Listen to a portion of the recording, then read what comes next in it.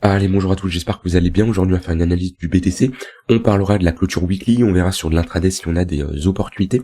On verra Ether et on verra également Catalcoin que vous m'avez demandé d'analyser. On verra ANKR, RSR, CKB et NKN. Avant de commencer l'analyse, je tiens à vous rappeler, il vous reste 24 heures pour profiter des 200 € offerts sur le programme Devenir Trader, 75 leçons qui t'attendent dès maintenant pour développer ta propre stratégie et être autonome sur les marchés. À la fin de ce programme, voilà, tu seras en capacité d'être autonome, tout simplement, de prendre de bonnes décisions, de développer ton propre setup de trading, ton plan de trading, ta stratégie de trading même de manière générale. Et voilà, tu sauras trader dans différentes conditions du marché, bien utiliser la psychologie de marché, avoir une bonne gestion du risque. Ça, c'est vraiment quelque chose que très peu de personnes parlent, mais c'est important. Maintenant, je vais être honnête avec toi, je vais pas te faire croire comme la plupart des traders qui vont te dire sur internet que c'est facile, que tu vas doubler ton capital du jour au lendemain. Non, je vais t'arrêter tout de suite. Si tu penses de cette manière, eh ben malheureusement tu risques d'être rapidement déçu parce que ça va être beaucoup plus dur que tu le penses. C'est un marathon, d'accord, c'est pas un sprint, c'est pas du jour au lendemain où tu vas être rentable, ça demande des mois voire des années, d'accord, de pratique, d'expérience, ça dépend du temps que tu vas investir. Mais en rejoignant ce genre de programme, n'espère pas que je fasse le travail à ta place, je ne peux pas, je t'accompagne sur le long terme, il y a un groupe privé, il y a du coaching, etc. Là-dessus, il n'y a pas de souci, mais je ne peux pas analyser à ta place, je peux pas suivre la formation à ta place, d'accord. Mais si tu es prêt à passer à l'action, à t'investir, d'accord, c'est un programme clairement qui peut te propulser vers le haut, ok. Donc il te reste 24 heures et le lien est en description. Si tu as des questions, n'hésite pas à me contacter en message privé. Alors sur le BTC, on a notre clôture weekly dans un jour. On doit pas clôturer en dessous de ce niveau-là, sinon on serait sur un ravalement baissier et ça serait vraiment pas encourageant. Ça nous montrerait que ici on a potentiellement un top court terme, d'accord. Donc le niveau des 66 000 $ globalement, c'est un niveau important à surveiller, d'accord. Tant qu'on ne clôture pas en dessous de ce niveau-là, on peut se dire qu'on est toujours dans un range et actuellement on est dans cette phase de compression. Ok, on voit qu'on fait des sommets de plus en plus bas. Ici, on fait des creux de plus en plus haut, ok. Et voilà, on a eu, je vous l'avais dit, hein, si vous regardez l'update que je vous ai fait il y a 2 jours, et on a eu exactement ce que j'avais dit. Alors, loin de là de dire que j'anticipe, personne n'anticipe, d'accord. C'est quelque chose de très important quand on trade, on n'anticipe pas, on a un plan. S'il se réalise, on rentre en position. Et le plan, c'était tout simplement de break le tunnel lunaire, de faire un pullback sur la ligne de coup de notre structure de retournement et de chercher à rentrer en position. Et on voit qu'on a eu une très bonne réaction sur ce niveau-là. Donc pour le moment, on est toujours dans cette phase de compression, mais le niveau clé, c'est les 66 000 $. Tant qu'on se maintient au-dessus de ce niveau-là, pour moi, il n'y a pas on va dire de signaux de retournement ou autre. On est dans une phase de compression précédée par une dynamique haussière, plus de chances de casser par le haut, selon moi. Maintenant voilà, on a un pivot assez important au niveau des 66 000 $, et si on break les 68 500 $, on aura de grandes chances de aller faire au moins un nouveau sommet ici, d'accord, parce que c'est un niveau clé, c'est notre bad range qui faisait office de support, ok, on la break, maintenant il fait office de résistance et c'est un niveau important. Maintenant, si on le break et on le flip ici en support, on s'attaquera facilement à ces prochains niveaux. Alors, j'ai pas pris de trade sur du court terme. Déjà parce que je suis malade et quand je suis malade, je ne trade absolument pas. Ça m'empêche pas d'être devant les charts, de regarder ce que fait le marché, etc. Mais je ne prends pas de position parce que la psychologie, on va dire, comment vous êtes, comment vous vous sentez, c'est important quand vous cherchez à rentrer en position. Si vous n'êtes pas lucide, si vous n'êtes pas au top de vos capacités, vous pouvez prendre de mauvaises décisions. Et du coup, lorsque je suis malade, ce qui est assez rare, mais on va dire quand je le suis, je ne rentre pas en position. Donc ce qui est le cas sur hier et sur aujourd'hui. Donc j'ai pas eu de trade ici que ce soit sur le BTC, sur les altcoins, d'accord, même s'il y aurait pu y avoir des setups qui se seraient enclenchés, c'est pas grave, d'accord. Le marché sera toujours là dans les prochaines semaines, prochains mois, prochaines années. Ça sert à rien de courir au niveau des opportunités. Si on rate une opportunité, on passe à autre chose, d'accord. Le marché sera toujours là et on cherche tout simplement les prochaines. Maintenant, toujours dans cette phase de compression, ce que j'aime bien, c'est qu'on a des spreads qui sont plats, ok. C'est-à-dire qu'on n'a pas un regain au niveau, on n'a pas un marché qui repart et qui est totalement euphorique, d'accord. Et on le voit aussi au niveau des spreads. Spread ici. Voilà, on retrouve des spreads négatifs et ça c'est très intéressant pour chercher à poser un bottom. Et c'est très souvent qu'on a des spreads négatifs ici. Février 2024, c'était quand ça? Février 2024. C'était juste avant de dump. Ici, vous voyez, hop, je reprends. 8, 9, alors, fin janvier, ouais, c'était ici. Voilà, fin janvier, début février, et on voit bien qu'on est rentré dans une phase de latéralisation, et on a une continuation haussière. En général, qu'on pose on a des, alors c'est pas ici spécialement un bottom, mais qu'on est dans une phase de marché, on a des spreads qui sont relativement bas, c'est assez encourageant, ça nous montre que on a un désintérêt sur le contrat perpétuel, ce qui nous indique qu'on a moins de personnes qui cherchent à FOMO, et de la même manière, 1er décembre, c'était quand 1er décembre, c'était juste avant de pump ici. Fin novembre, 1er décembre, on voit qu'on a un désintérêt à partir du 25 ici, et le 25 c'est ici. On a un désintérêt, ok. Et on voit que c'est ce qui a fait, enfin c'est pas ça qui a poussé le marché à la hausse, mais faut partir du principe que le marché fait souvent l'inverse de ce que la majorité des gens pensent, et surtout si tout le monde achète, si tout le monde rentre en position, qu'est-ce qui reste? Eh bien il reste des futurs vendeurs, parce que quand vous êtes un acheteur, ok, vous rentrez en position, et qu'est-ce qu'il vous reste à faire? Il vous reste à clôturer votre position. Donc s'il y a que des acheteurs, le prix ne peut plus monter, d'accord, parce que c'est des futurs vendeurs, ok. Donc c'est pour ça que souvent on parle de faut que le train il parte vide, parce que s'il part vide, c'est lorsque les gens vont essayer de récupérer le train en cours de chemin, qui vont pousser le prix à la hausse parce qu'ils vont tout simplement FOMO, ok. Mais dites-vous que le marché fait souvent l'inverse de ce que la majorité des gens pensent. Donc si on est dans une phase où on a des spreads qui sont négatifs, qu'on a un funding négatif, c'est assez encourageant, et souvent on pose des bottoms lors de phases de funding négatif. Le crash de FTX, on avait un gros funding négatif. Ici, en mars 2023, également, c'est souvent des... Ici, juin 2021, gros funding négatif, on pose souvent des bottoms lorsqu'on a ce genre de funding. Alors là, il n'est pas spécialement négatif, mais déjà, il est neutre, c'est beaucoup plus encourageant que les précédentes semaines. On voit pourtant, on est au même niveau d'un point de vue prix, ok, on est au même niveau que ici, pourtant on a des fundings qui sont relativement plus bas, ce qui est vraiment encourageant. Ça, c'est pour BTC. Sur Ether, ça change pas, on est toujours dans une phase qui est beaucoup plus compliquée à trader selon moi. Ether est toujours en retard sur le BTC. On a ici un tunnel lunaire qui crosse le 4 heures à la baisse, c'est pas ce que je veux voir. BTC lui il l'a pas cross du tout. En général quand on a une heure qui crosse à la baisse, c'est pas bon signe, d'accord. On veut toujours avoir une heure qui reste au-dessus du 4 heures.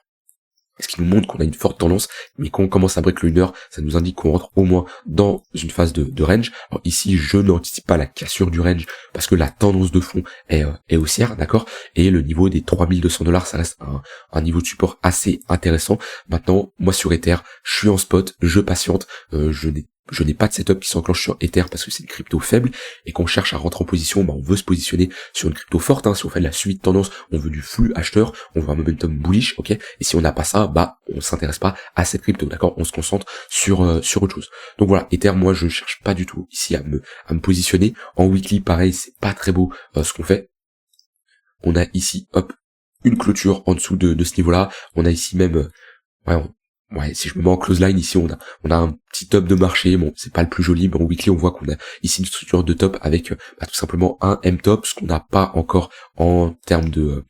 si on prend en compte les mèches, ok, parce que le bottom il serait plutôt ici, mais voilà, déjà on a un ravalement ici, c'est pas la chose la plus bullish, et on voit que Ether a beaucoup plus du mal que le BTC. Il est sur un niveau de support assez intéressant contre la paire ETH-BTC, mais on n'a pas encore de signaux de retournement. On voit qu'en daily, on est en train de glisser doucement. Ce qui serait bien, c'est ici rentrer dans une phase de latéralisation et poser une structure de retournement comme on a eu ici. Creux, sommet, creux plus haut que le précédent, sommet plus haut que le précédent. C'est exactement ce qu'on veut voir pour poser un bottom. Et pour le moment, on n'a pas l'air de vouloir poser un bottom. Donc faut patienter. Ceux qui sont investis sur du long terme sur Ether, moi ça change rien au fondamental du projet, ok.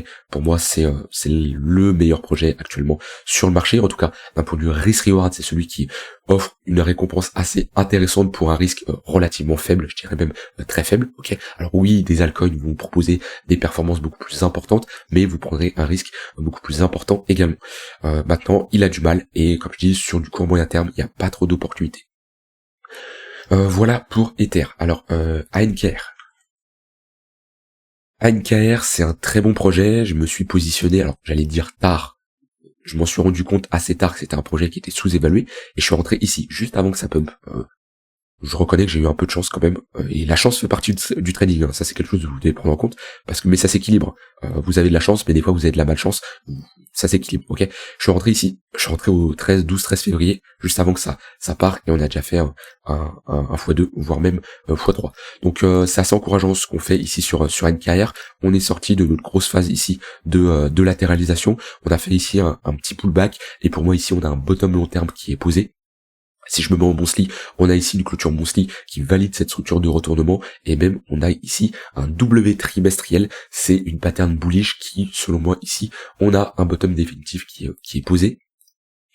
Sur du moyen terme, on a une dynamique qui est haussière, le 1 heure est au-dessus du 4 heures, et le 4 heures fait toujours office de support, donc pour moi ici on n'a pas de signaux de retournement.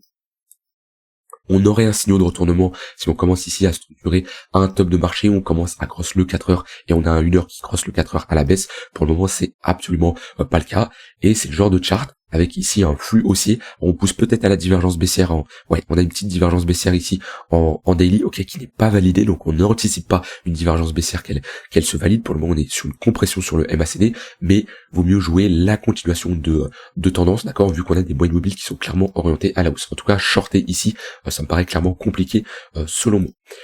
RSR. Alors RSR, c'est une crypto que je suis positionné, mais juste d'un point de vue technique, ok. J'en ai parlé déjà encore la dernière fois, je vous ai dit c'est un projet qui me semble intéressant, mais il faut que je me renseigne encore un peu plus, parce que j'ai pas pris le temps de me renseigner, mais d'un point de vue fonda, il y a l'air d'avoir un potentiel. Je me suis quand même positionné d'un point de vue technique parce que j'avais des signaux de bottom de marché. Et j'ai déjà pris profit à x2 et j'ai un x4 au niveau des 0,015 centimes de dollars.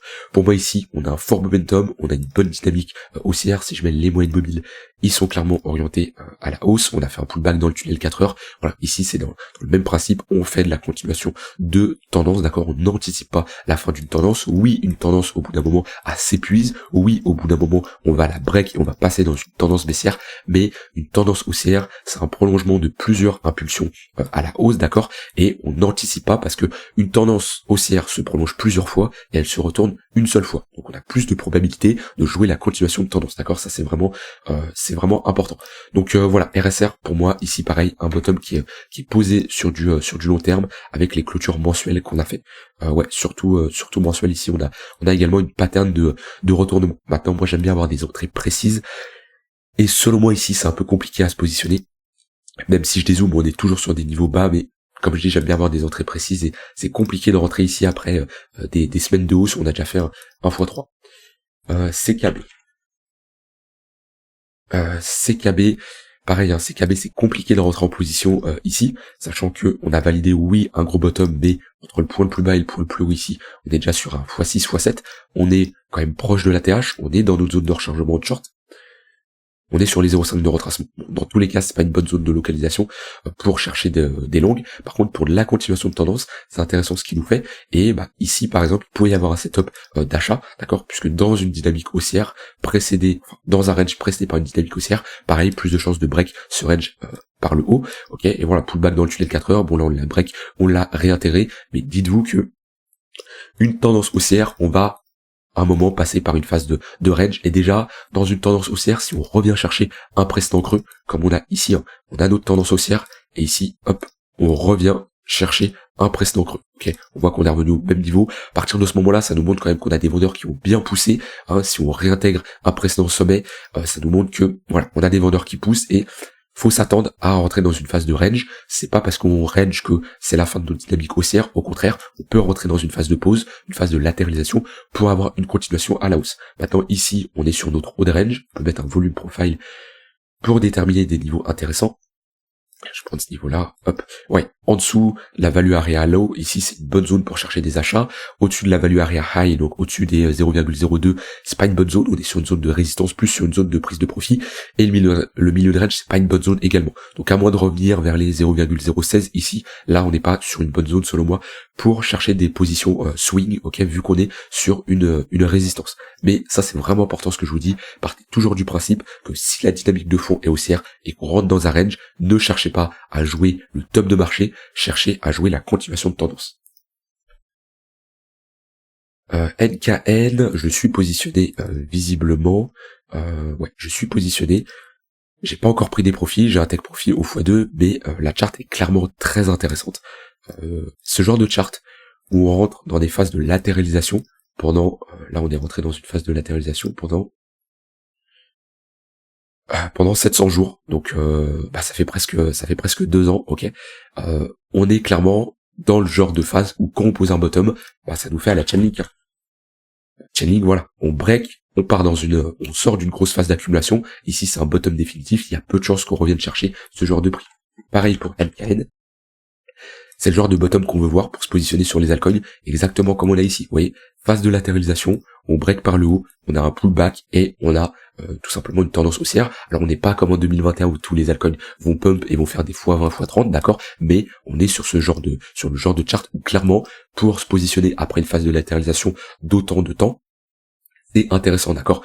Quand on veut capter la valeur, quand on veut se positionner quand un projet est sous-évalué, logiquement, c'est une supposition, on peut jamais être sûr à 100% qu'un projet est sous-évalué, mais d'un point de vue technique, qu'on retrace de 94%, attention, c'est pas parce qu'on retrace de 94% qu'on ne peut pas encore retracer de 90%, d'accord, ça c'est souvent une erreur qui est faite en se disant, ok, on fait un moins 94%, et ben ici, si je prends ce niveau-là, on peut encore faire un moins 90%, d'accord. Maintenant, faire un moins 94% et rentrer dans une phase de latéralisation et break ce niveau-là par le haut, c'est important de parler de break, parce que tant qu'on le break pas, on peut être dans un range qui va break par le bas et avoir une continuation de notre baisse, mais rentrer dans une phase de latéralisation et break par le haut, ça nous indique en théorie qu'on a posé un bottom, que ce soit en mensuel, voire en trimestriel. Et c'est le genre de bottom définitif où on peut ici maintenir des creux long terme de plus en plus haut et potentiellement d'aller faire un nouvel atterrage. J'en ai aucune idée du projet, j'en ai aucune idée du potentiel, mais en tout cas d'un point de vue technique, c'est assez bullish.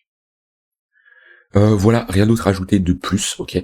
Sur l'intraday, bon, on est le week-end, il y a pas trop d'opportunités, on est dans une phase de range sur le BTC, compliqué de rentrer en position, même si là, j'avais pas vu, mais on est dans une... je l'avais pas vu. On est dans une bonne zone de localisation tout de même, vu qu'on est sur un bas de range, tunnel 15 minutes, point pivot, daily. S'il y a des setups de long qui s'enclenchent, on est, dans une bonne zone de localisation. Mais comme j'ai dit aujourd'hui, je ne trade pas, d'accord, je regarde les marchés juste de loin. Rien d'autre à ajouter, dites-moi ce que vous en pensez vous du marché à l'heure actuelle et qu'est-ce que vous privilégiez, d'accord, qu'est-ce que vous faites dans ce marché qui ne fait pas grand-chose, on est dans une phase où il n'y a pas énormément de volatilité, moi je serais curieux de savoir ce que vous faites. En tout cas, ceux qui veulent se former et passer à l'action, développer leur stratégie de trading, je vous rappelle qu'il vous reste 24 heures pour profiter des 200 € offerts, le lien est en description, et si vous avez des questions, n'hésitez pas. Je vous souhaite une très bonne fin de journée, et on se retrouve demain pour une prochaine vidéo, bye bye.